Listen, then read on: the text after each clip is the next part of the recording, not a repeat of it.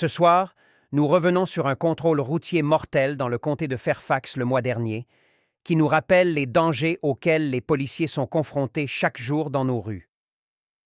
Notre Katie Lasso nous guide à travers cette vidéo.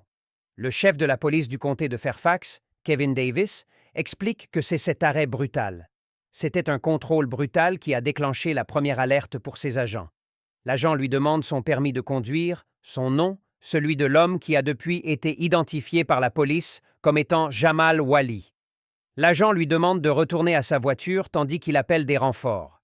Il lui dit qu'il est père de 4 enfants et qu'il a servi dans l'armée, puis installe une caméra sur son siège avant. L'agent continue d'essayer de lui parler. « Eh bien, on dirait que tu traverses une période très difficile, mec. J'aurais dû servir avec… » à l'arrivée des renforts. « Voici mes partenaires. Ils arrivent. Je ne veux pas que tu sois perturbé. » Vous entendez le ton du premier policier, un ton de détente. L'homme continue de dire au policier de ne pas prendre son arme. Il propose ensuite de donner quelque chose à un policier qui arrive, mais sort aussitôt son arme et tire un coup de feu, touchant 2 personnes. La balle traverse son biceps, ressort de l'autre côté et ressort dans l'avant-bras du policier. Un 3e policier, côté passager, tire sur Wali, le tuant.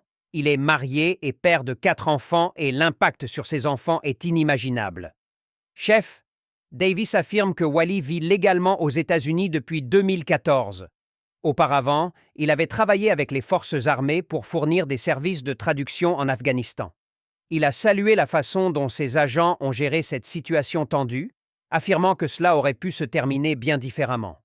Le fait d'avoir dit aux policiers à plusieurs reprises que c'était le jour J ou le vôtre, tout cela indique qu'il avait probablement anticipé une tentative de meurtre contre un policier, et qu'il a effectivement tenté de tuer 2 policiers en uniforme du comté de Fairfax.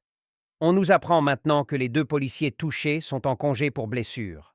Pendant ce temps, l'agent qui a tiré est en mission temporaire à l'académie de police, le temps que le comité d'évaluation et le procureur du Commonwealth terminent leurs enquêtes.